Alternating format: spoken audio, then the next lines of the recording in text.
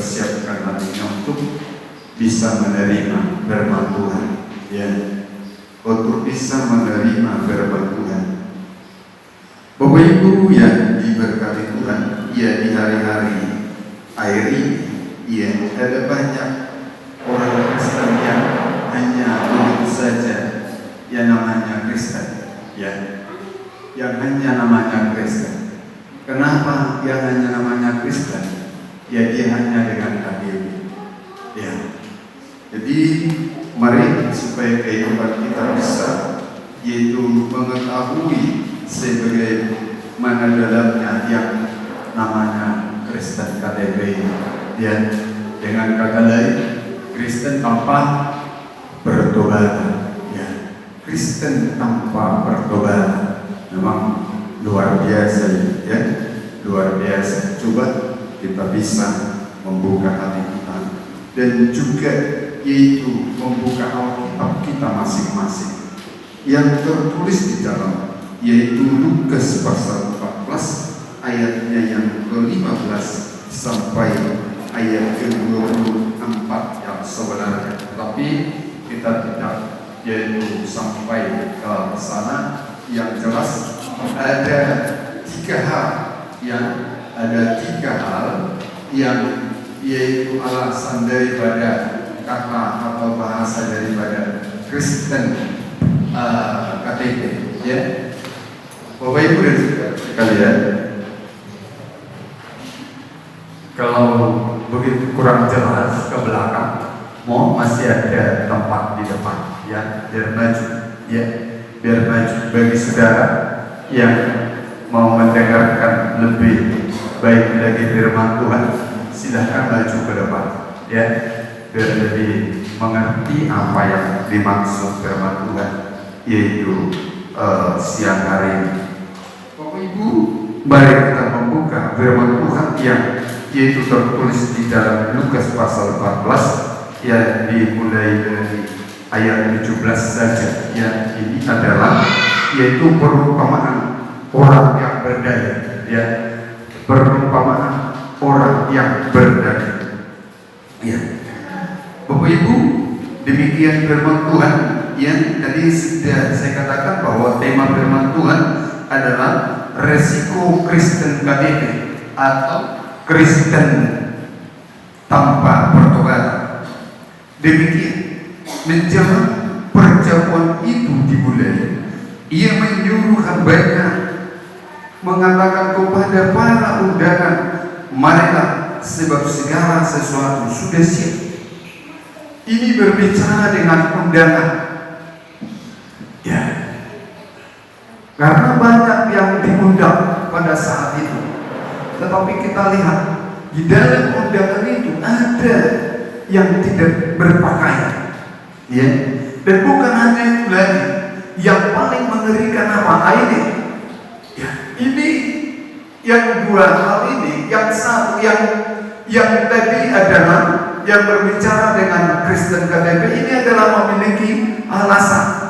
Kalau yang datang ini, yang memang dia datang, tetapi dia tidak memakai, yaitu pakaian pesta, ya. Bapak Ibu dan saudara sekalian, mari kita bisa membuka hati kita, ya, dengan ayat 18 dikatakan, tetapi mereka bersama-sama yaitu meminta maaf. Karena apa? Aku membeli ladang dan harus melihatnya. Aku membeli ladang dan harus melihatnya. Yang kedua, aku membeli 5 pasang lembu kebiri dan harus pergi mencoba. Yang ketiga, aku baru kawin, aku tidak bisa datang. Dari 3 alasan ini, ya, saya mengatakan bahwa ini adalah berbicara dengan mau menguntungkan diri sendiri. Dengan kata lain adalah dengan alasan kesombongan. Kesombongan. Kristen-Kristen yang saat ini ada banyak, yaitu Kristen yang sombong, Kristen yaitu yang hanya beralasan banyak. Tahu apa yang dimaksud dengan mereka? Ya, ini kita bisa melihat, yaitu yang pertama, aku aku membeli ladang dan aku harus melihat, ya, membeli ladang dengan artinya yaitu mengutamakan ladang ekonominya daripada Tuhan. Ini Kristen. Ya. Ada banyak orang Kristen oleh karena pekerjaannya, oleh karena yaitu ekonominya untuk semakin meningkat, untuk semakin besar, lupa Tuhan. Tetapi KTP-nya Kristen. Ya. Kristen. Bapak Ibu dan saudara sekalian, saya mau katakan sekalipun di tempat pekerjaan yang adalah peraturan atau kedisiplinan di pekerjaan yang untuk bekerja, katakan kepada bos, beri waktu untuk ibadah dan sesudah itu kau pergi. Ya. Janganlah menjadi Kristen yang tanpa pertobatan. Semua sama saja. Yang diutamakan apa? Ladangnya, ekonominya. Memang kalau hari Minggu lebih banyak yaitu gajinya. Kalau untuk orang yang berjualan, betul nggak bisa lebih banyak keuntungannya? Belum tentu. Ya, belum tentu. Tetapi ada kenapa kok yaitu Kristen-Kristen yang sekarang oleh karena yaitu ladang ekonominya sehingga dia tidak beribadah, tidak beribadah, tidak mengutamakan Tuhan. Dia tidak tahu bahwa firman Tuhan berkata yang di dalam yaitu Amsal pasal 3 ayat 9 apa dikatakan? Muliakanlah Tuhan dengan hartamu. Harta milik kita, ladang kita yang sebenarnya harus memuliakan Tuhan. Bukan hanya mau mengembangkan dan mengembangkan menjadi lupa Tuhan. Ya. Ini dalam kehidupan orang Kristen yang tanpa pertobatan.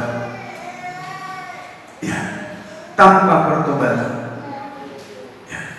Kalau untuk bekerja, dia tidak terlatih. Tapi kalau untuk beribadah, biar aja dulu orang duluan. Lain, saya tidak tahu kalau memang masih jemaat kita masih bisa, ya bisa artinya masih dikatakan sedikit. Ya, kalau di Jakarta sana karena memang langsung ribuan orang, siapa yang lebih dulu itu yang bisa di depan. Ya, jadi yang harus akan firman Tuhan dia harus mengejar ke depan, bukan ke belakang. Ya.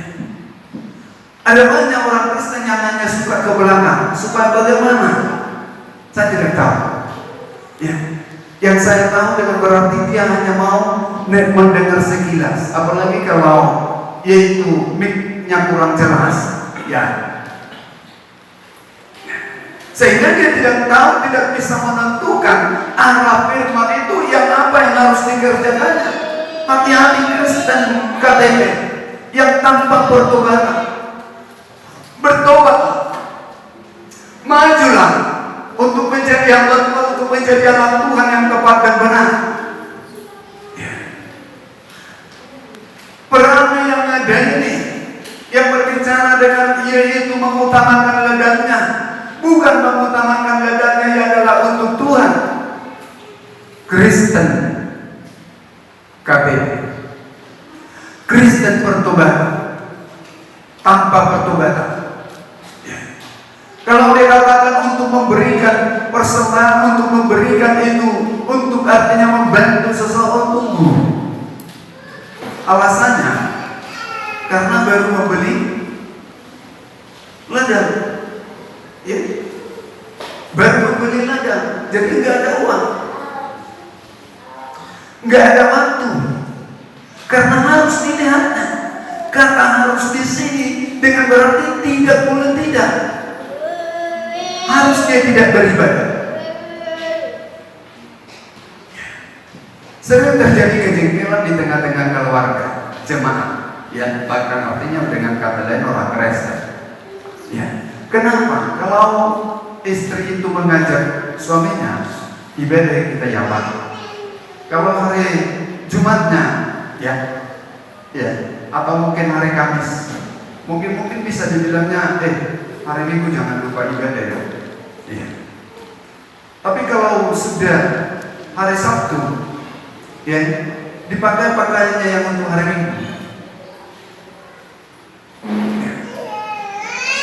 Jadi sudah hari Minggu, lalu istrinya bilang, ya kita ibadah ya Pak. Mau pakai apa saya? Saya punya pakaian cuma itu aja, dan itu sudah kotor.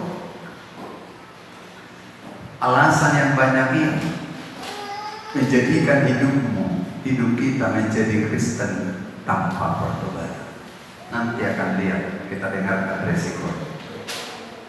Ya, mengerikan. Yang kedua, ya, aku membeli 5 pasang lembu kemiri yang harus pergi mencobanya. Membeli 5 pasang lembu kemiri dan harus pergi mencobanya. Mencoba untuk apa? Untuk kehebatan lembu itu, kekuatannya, yaitu keindahannya. 5 pasang, tidak takut-takut. Jadi dengan harta itu dijadikannya untuk menjadikan dia sombong. Yang pertama. Yang kedua, oleh karena kesombongannya itu, dengan hartanya itu, dia tidak beribadah lagi. Dia tidak sadar kalau lembu itu yang sebenarnya adalah untuk kurban kepada Tuhan. Ya, saya akan singkat ya, ibadat saya yakin supaya bisa diterima, supaya jangan hanya menjadi Kristen yaitu tanpa pertobatan. Ya, karena dikatakan firman Tuhan ya dalam Mazmur pasal 51 ayat 21. Ya, Mazmur pasal 51 ayat 21. Engkau berkenan kepada kurban yang benar, kurban bakaran seluruhnya, maka orang mengorbankan lembu jantan. Tuhan suka dengan pengorbanan lembu. Ya, kalau kita lihat dengan kata, yaitu dengan kata lembu ini yang sebenarnya adalah satu bentuk duka. Ya, bentuk duka. Lebih tunduk lembu daripada kerbau, apalagi daripada singa. Ya. Makanya anak lembu yang bisa Tuhan pakai untuk membawakan untuk mau masuk dalam perayaan Paskah dan untuk ditunggangi oleh Tuhan. Karena kebutuhan jemaat yang tunduk, Kristen yang bertobat adalah Kristen yang tunduk. Dan ini yang mau dipakai Tuhan menjadi yaitu kemuliaan bagi Tuhan. Lihat, engkau berkenan kepada kurban bakaran lembu jantan. Tetapi Kristen yang ada ini, Kristen KTP ini, lembu yang ada di milikinya, yang baru dibelinya 5 pasang itu yang harus dicobanya dengan berbagai macam alasan di dalam kehidupannya. Ya. Tidak mau tunduk kepada firman. Kalau kepada pendeta, ya tidak usah lah, ya. Karena kalau jemaat tunduk kepada firman, itu sudah menjadi bagian banyak juga di dalam hal pelayan, termasuk untuk pendeta dan pelayan. Ya. Ketundukan ini penting karena di dalam kehidupan yang tunduk berarti ada kesabaran dan ketebaran. Ya. Tetapi kalau kekerasan hati ini menjadi pengangkang atau yang seperti yang dia katakan tadi apa? Baru ya, membeli lembu 5 pasang dan harus mencobanya. Ya. Untuk apa harus hari itu dicoba? Ya? Bapak Ibu dan saudara sekalian, untuk apa yang harus hari Minggu itu ada banyak pekerjaan kita di luar yang harus kita kerjakan? Ya. Contohnya ibu-ibu, kalau itu hari Jumat, Sabtu, Minggu, Senin, mulai dari Senin sampai Sabtu ada waktunya memasak dan juga menyuci dan menyetrika dan menyapu dan lain sebagainya. Tapi kalau kebanyakan ibu-ibu dengan mempunyai alasan itu belum siap menyapu karena bapaknya ini baru bangun tidur, anak-anaknya bikin repot semua, nggak sempat beribadah. Ya. Bahan lagi apa? Aduh, banyak kali sucian. Ya. Semua kotor. Siapa yang salah? Kenapa mau menjadi Kristen tanpa pertobatan? Kalau hidup kita yaitu memiliki pertobatan, kehidupan kita sudah mendahulukan apa yang harus kita lakukan di dalam dunia ini. 6 hari Tuhan percayakan bagi kita, yang hanya 1 hari, bahkan hanya dengan berapa jam saja kita tidak bisa memberi kemuliaan untuk Tuhan. Makanya dengan banyaknya Kristen tanpa pertobatan ini menghancurkan setiap ada banyak gereja-gereja yang lain. Karena dia tidak suka lagi dengan seseorang di dalam gereja, tidak suka lagi dengan pelayan, tidak suka lagi dengan pendeta, dengan peraturan, dengan perkataan, dengan himbauan. Pindah. Ya, ada banyak gereja kok. Sekarang kan sudah bahasa kecil. Memangnya hanya gereja itu ya? Ada banyak gereja. Banyak gereja. Tapi ketahuilah, kalau kau juga perilaku kita seperti itu, tergolong dengan Kristen tanpa pertobatan. Karena kemanapun engkau pergi, kalau kau tidak tertanam dengan baik dengan firman yang kau dengarkan di gereja yang kau yaitu lokal atau di dalam hal tergembara, begitu juga kan hidupmu kemanapun kau pergi, yang hanya merusak. Ya, merusak. Saya tidak mau kasih tahu orangnya, tapi ada di Tanjung Pinang. Dia ke gereja sana, happy di situ, program, pelayan, sering di mana-mana, buka, suka dengan apa yang dia katakan. Lama kemudian, saya tidak tahu apa gajinya tidak lancar. Ya, pecah gereja itu, dibawa jemaat itu. Dibilangnya lebih baik, lebih enak di sana. Pindah jemaat itu beberapa orang ke gereja. Ya. Happy lagi di situ. Tidak begitu lama terjadi ada pembukaan gereja dan pindah di situ. Ya. Bapak Ibu dan saudara sekalian, saya mau katakan, kalau orang-orang yang hanya tidak tenang di dalam hidupnya adalah orang fasik. Makanya penting bertobat. Pertobatan yang Tuhan mau. Sekalipun dosa merah seperti kerbiji, Tuhan pasti bisa mengubahkannya seperti, yaitu putih seperti salju, kalau ada pertobatan. Tapi kalau kau juga tidak ada pertobatan di dalam hidupmu, sayang akan hidupmu dan juga sayang akan ibadah. Yang hanya nampaknya datang di gereja, datang beribadah, tetapi hatimu tidak ada perubahan untuk bisa menikmati yaitu berkat Tuhan yang luar biasa. Ya, yang luar biasa. Apa yang luar biasa? Bapak Ibu dan saudara sekalian, orang benar, keturunan orang benar akan berbahagia. Berbahagia keturunan orang benar. Makanya lihat saja, kalau dengan hanya dia terdaftar di gereja dan dia tidak bisa berbuat yang ada bukti pertobatan, anak-anaknya lihat bukan hanya di dalam waktu yang kecil, Bahkan sesudah dewasa, bahkan sudah berkeluarga pun, semua bisa berampun, bisa bermusuhan, bisa menjadi berdukun, bahkan menjadi kedukun. Bapak Ibu dan saudara sekalian, jadilah hidup yang bertobat, Kristen yang bertobat, jangan Kristen tanpa pertobatan.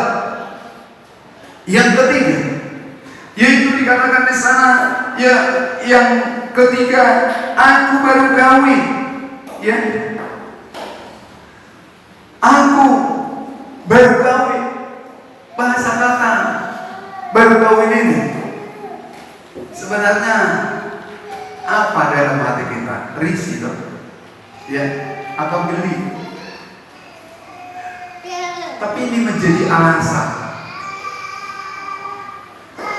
Saya mau katakan dalam kehidupan, dalam akhir zaman ini, kalau tidak ada pertobatan untuk kita, kehidupan orang yang hanya kata dengan kata kawin ini, yang hanya mengutamakan keinginan nafsunya di dunia ini, dia tidak tahu apa yang akan terjadi. Seperti pada saatnya, yaitu air batu, ya, mereka makan dan minum dan kawin mengawinkan. Makanya saya mau katakan untuk jemaat Tuhan, kalau memang yaitu perkawinanmu yang ada di dalam keadaan-keadaan yang kurang, bertobatlah. Jangan pikirkan lagi yang ada di dalam kejahatan. Satukanlah hidupmu untuk menjadi suami istri yang sah di dalam Tuhan. Jangan hanya dengan kawin mengawinkan ini, karena resikonya mereka tidak tahu apa yang akan terjadi sesudah air bah mereka menjadi hati. Kristen yang salah guna dengan yaitu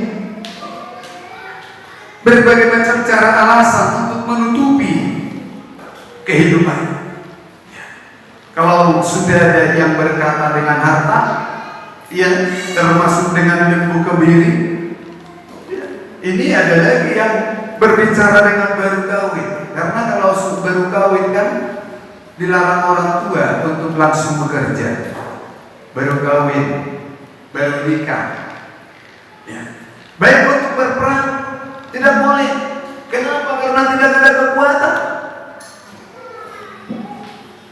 Alasan ini merasa minder, tidak ada kemampuan, tidak ada kekuatan, sehingga tidak mau beribadah, tidak mau melayani Tuhan.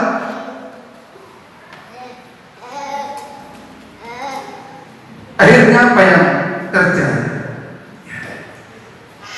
Saya baru kawin, saya tidak bisa datang, mengutamakan keinginan hawa nafsunya, sehingga tidak tahu apa yang akan terjadi pada diri di dalam yaitu keadaan wabah yang terjadi saat ini.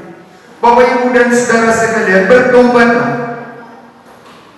supaya tahu seperti apa wabah-wabah ini, karena kita tidak tahu. Kalau kemarin dikatakan adalah dari bersin, sehingga harus tutup pakai masker, sekarang sudah ada lagi masukan apa? Dari angin, karena virus itu bisa bertahan di angin 8 jam. Tidak tahu akan kehidupan kita, tidak tahu akan diri. Tapi jika engkau bertobat, engkau menjadi Kristen yang bertobat, apapun yang terjadi itu, Tuhan mempercayakan semua itu adalah untuk hidupmu. Perlindungan pemeliharaan Tuhan ada menjadi bagianmu. Dan kalaupun engkau kenal dengan hal itu, tidak perlu engkau takut, karena kematianmu berharga di mata Tuhan. Ya. Dalam Matius pasal 24 ayat 38 dikatakan, sebab sebagaimana mereka pada zaman sebelum air bah, maka minum dan kawin mengawinkan sampai ruh masuk ke dalam bahtera, ya, sehingga mereka tidak tahu kejadian ini. Mereka hanyut, mereka